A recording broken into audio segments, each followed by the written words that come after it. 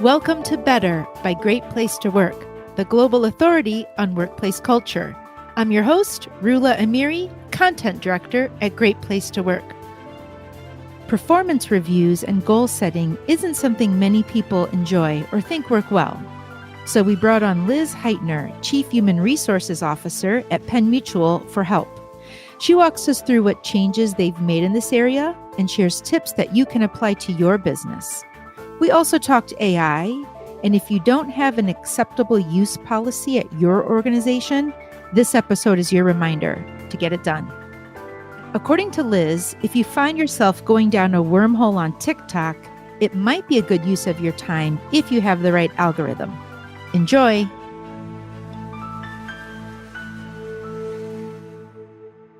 Liz, welcome to the podcast. Thank you so much, Rula. It's great to be here. So you have been in HR most of your career, if not all of your career. Yes, going on more years than I'd like to admit. But yes, I happened to be working at the time at Cornell University, and someone said, hey, why don't you go take a course in human resources they've got a master's degree in it. And I did. I fell in love instantly, and the rest is kind of history. Well, that's what I was going to ask, if it was something you always got into, if you're drawn to the field. So you already answered that. Liz, you became CHRO a few years ago for Penn Mutual in 2021. So congratulations on that achievement. I'm going to start us off today by reading a headline from Gallup, which says 2% of CHROs think their performance management system actually works. And 1 in 5 workers say they feel their performance reviews are fair, transparent, inspire better performance. So I think we can agree that's not encouraging, to say the least. I first have to ask, before we get into what's happening at Penn Mutual, does that surprise you? Not at all. Not at all. I think at different points in my career, I've been victim to those same performance management programs that we all hope we're not replicating. So I think you've revamped your performance management system at Penn Mutual. You have check-ins and ongoing feedback, and I'll let you share what's changed. So I want to know what's changed and why, and what has the result been. We asked our employees how this is working, and we're getting high marks, fortunately, through our engagement surveys and some supplementary questions that we added to the Great Places to Work survey to ensure that what we're hoping to have as an impact from our performance success program, and I'll go back to why we called it the performance success program here in a moment. We're measuring the impact of this, and we're seeing the impact of this through other indicators. And I think that's also something that a lot of these performance management programs, it's very much so a check the box compliance exercise, a tool for delivering, merit and bonus, those types of things. And it's really not thought of as the fiber of how we work and how we accomplish results as a company.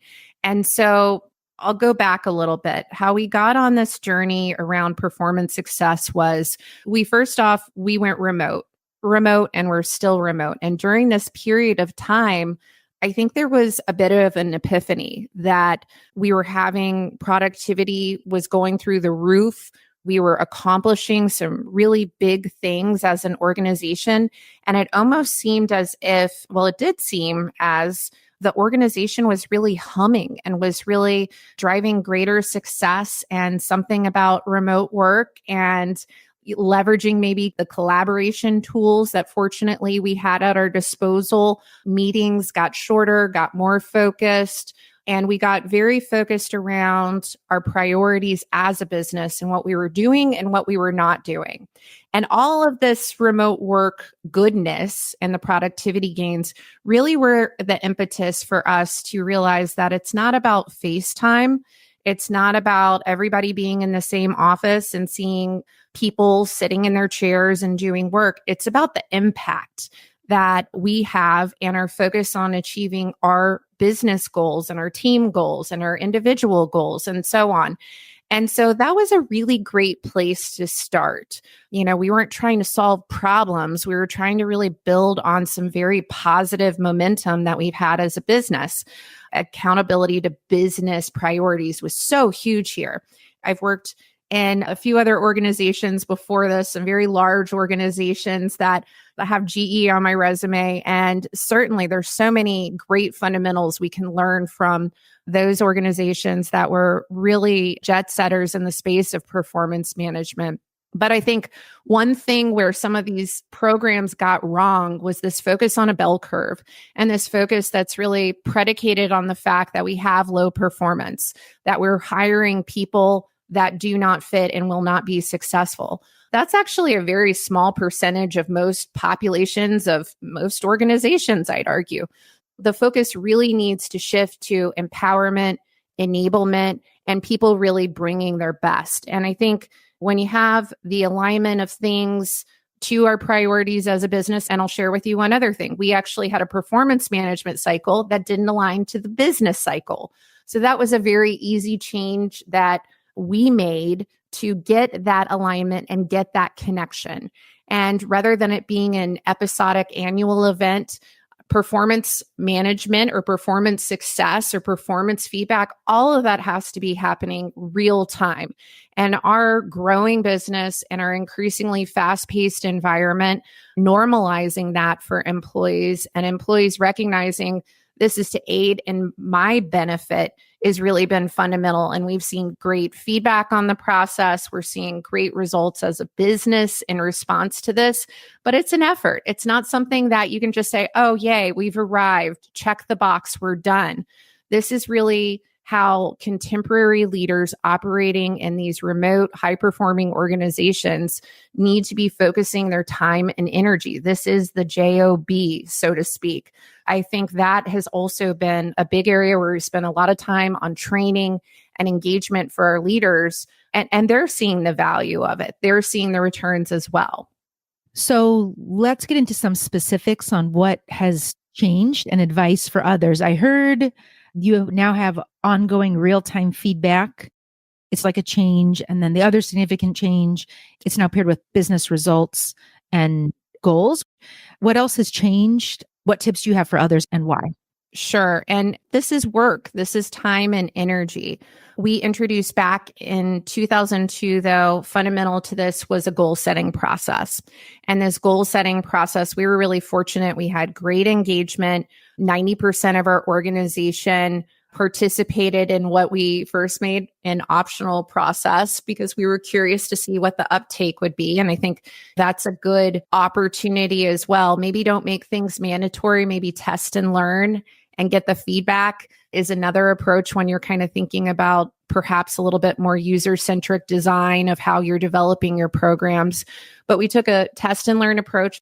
Step one was goal setting. And we did a lot of training and development really to support this effort. What I would say is that it wasn't built in a day. It wasn't necessarily smooth. People said, I'm not really sure how my role relates to these areas of the business. I'm really only focused on this area.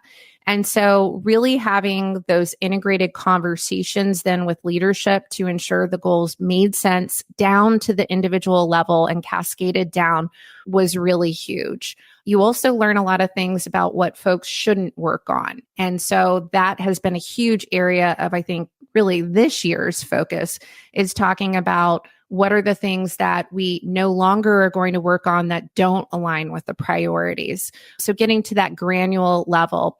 Moving our performance calendar to logically align with the business cycle. Some people have an offset calendar year, fiscal year business cycle. We do not. We have a calendar year. Just getting all of that lined up so things logically and temporally made sense was huge. And additionally, the alignment of rewards. If you get your performance review and your rating in June, how does that connect with my bonus that I get in the following February? So again, making sure that we lined up these performance elements and the reward cycle in the right place was something that I think we got a lot of credibility around.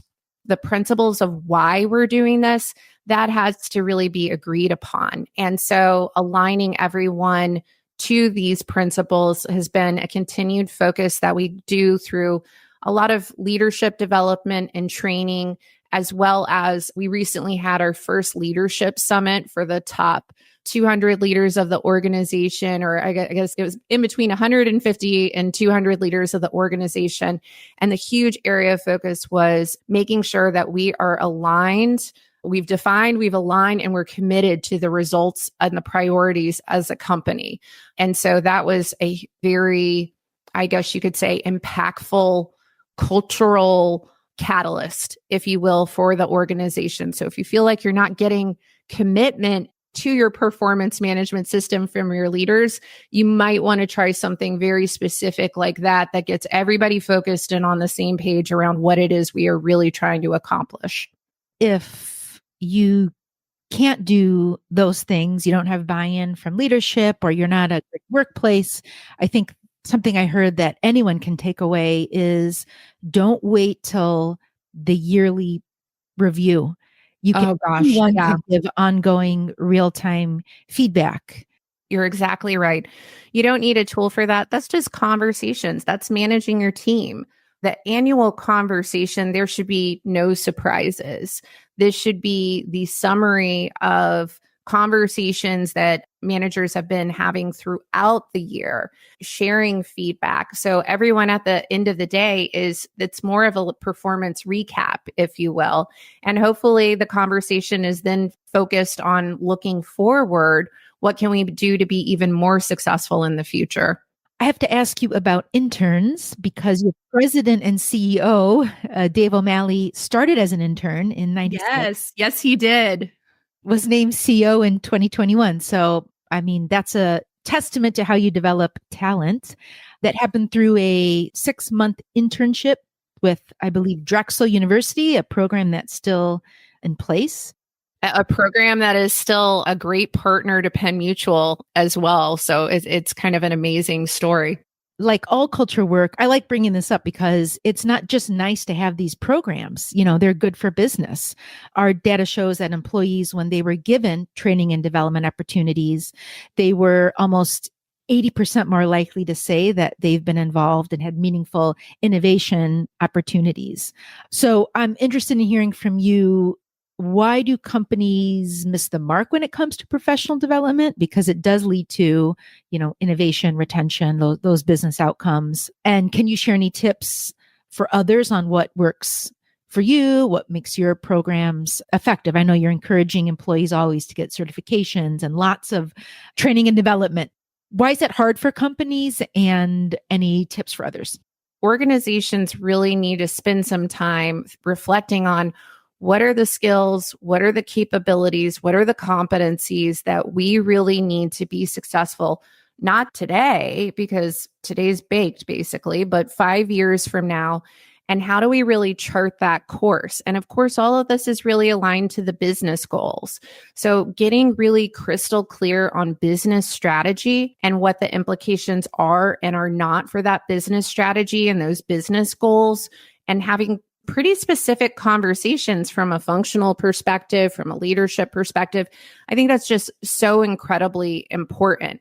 So if you're not aligned with your leaders, you're not all on the same page with the business goals, I'd start there before I developed any and delivered any learning and development activities, because it's so critical. And we just spent with my leadership team, our CEO, Dave, hosted everyone for a 2-day leadership team meeting where we spent a lot of time focused on just this: what's working, what's going well, what's not working, and why isn't it working?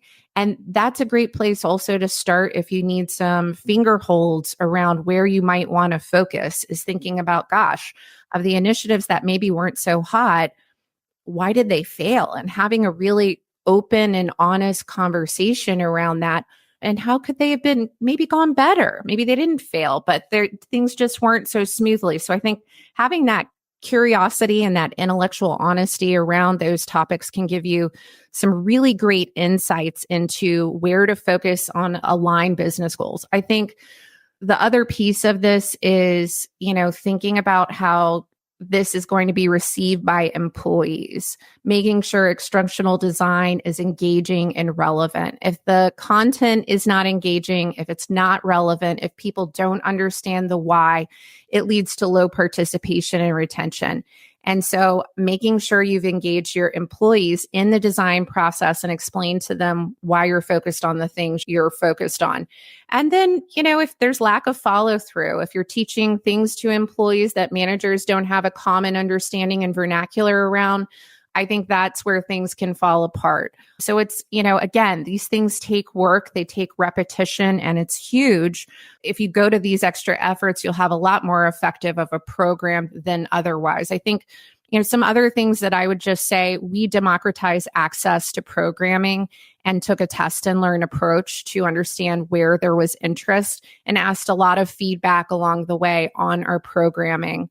We also identified that for leadership, specifically leaders in this organization, I'm not going to be able to address everyone, but that is the critical priority for us building leadership skills in a remote environment in order for us really to be successful. So what that meant was a leadership summit. What that meant was leadership onboarding training specifically. All of these things are complementary. All of these things reinforce the why, and all of them help cultivate in their own teams this continuous improvement mindset. Lastly, what I would say is we opened up our tuition reimbursement programs. We had very traditional tuition reimbursement programs that reinforce for degreed programs. I think everyone is aware that degreed programs are less and less relevant to equipping current talent in the workforce with the skills they need for the future. We've heard the sound bites around the shrinking half-life of a skill, and it's interesting. There's so much to be gained by those degreed programs. I'm not knocking it, but there's so much value we can get out of certifications and courses and just-in-time learning. So we really shifted tuition reimbursement program to open it up for employees so they can build skills in the areas where they see fit, where they think they're going to get value. And that's been really interesting to see and to support as well. So all of these things, I think, are really working virtuously for us to kind of shift into that growth mindset, that continuous improvement, continuous learning mindset. That growth mindset is key because you're looking ahead. You're not focused on right now. You're down the road 5 to 10 years, developing leaders, co-creating the employee experience, upskilling, equity of opportunity, creating an equitable workplace so you can thrive and grow and be agile and innovative, all the things you need to do to remain competitive. One area is AI, and you are certainly leading in this area, which is great to see. You had an AI competition where employees could experiment with Gen AI and share how those tools help their day-to-day jobs. I'd like to hear how many employees participated, what you heard, and as always, any tips for others. The first thing that I would recommend to everyone is get on the same page around AI as a leadership team and what acceptable use is within your organization. And it can take on very different flavors in different organizations. There's different risks. And we've embraced, I think, a little bit of a crawl, rock, run approach to ensuring that we're staying mindful of these tools and recognizing this ChatGPT and generative AI are rapidly evolving and gaining adoption, and there's new use cases every day. So we're really taking a thoughtful look around the benefits and the risks these tools can bring to not only our employees, our policyholders, our financial professionals, and other stakeholders. But that being said, what I will say is this is one of these areas that when you look at the use cases, and what we've established is some guardrails. So if your company does not have an acceptable use policy that addresses AI, whatever your stance is, I would say that is absolutely the first place you want to start is get on the same page from a policy standpoint around what is acceptable and what is not within your environment. And it should not be the same for every organization. But where I think we landed is that this technology has incredibly impactful possibilities for productivity The toothpaste is out of the tube. It is not going away. Also recognizing that this technology is not something that we as an employer are procuring and providing. It's readily available on everyone's cell phones. So, making sure that people understand that for idea generation and supportive concepts, this is a fantastic tool for research. This is a fantastic tool to summarize text. And if you have a huge paper and you upload it, a huge article that, gosh, I don't want to read all 20 pages of this. What are the key elements I need to understand? So powerful. But obviously things like PII data, company confidential data, those types of things, those are things where we've said, absolutely not. You should not be using these tools for this. But I did run a contest and I said, share with me one way that you leverage ChatGPT or another one of these generative AI tools to save time and improve your work or personal life. You can copy each other. I don't care. I just want to hear how you used it. And I want to hear what you thought and those types of things. It was so fun because we got great ideas around creating interview guides, creating communications. I know one of the first ways I used it was writing a letter to my HOA requesting to change the color of my house. It was fun just to hear all of these different applications and then, refine, gosh, how do you use this as a meaningful tool going forward? Verbatim responses and understanding even tone. Great tool for understanding and analyzing tone, sentiment, helping you go through feedback data and summarizing the analysis, helping you come up with training materials. And so it's something that with my own HR team, we're continuing to not only want to focus on this for our own function, but encouraging leaders and employees like, wow, have you thought about maybe leveraging ChatGPT to get a first draft of that? Oh, that sounds like a really cool project. I wonder if you put that into ChatGPT using the Risen model, which is something I learned about on TikTok, right? But some great ideas out there. If you use the Risen model, what will come back?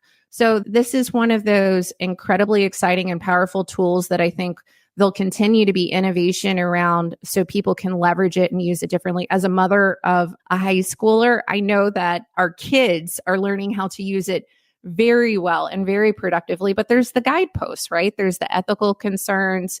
There's the ensuring we're not plagiarizing, we're crediting appropriate ideas and thought leaders for their ideas and their IP. But I think that's going to be the only way we're going to figure out how to solve those things is by leaning in and working together and having the discussions around how to do this right, how to do this effectively, and ensuring that at the end of the day, we're not losing our human perspective, our human judgment on what is right, I think is also really huge here. Mm-hmm. And for companies listening, I think your level of transparency and engagement with your employees is necessary to get people on board and earn their trust. And so co-creating, involving them, creating guideposts is refreshing because you're testing and learning. And the only way to learn is to do it and see what works.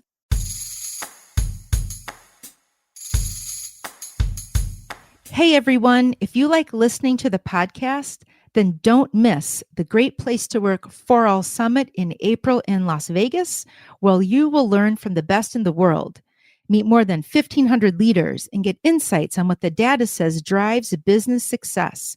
And that's people and culture. I promise you'll leave inspired and ready to transform your workplace. Register today. Use the code BETTER to save $200 off registration. Link and code are in the episode bio. Don't miss out, and I'll see you there.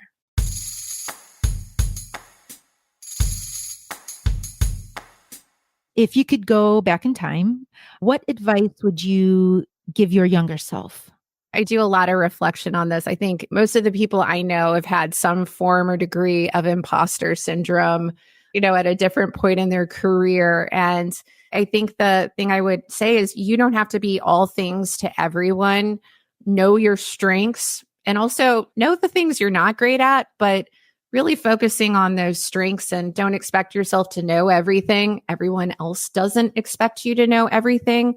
I think as HR leaders, our ability to ask questions, be approachable, put the moose on the table is an expression I use, but make sure we're talking about what the real issues are. I think that's the value that I bring, my creativity, my emotional connection, my connection to driving change and the strategy.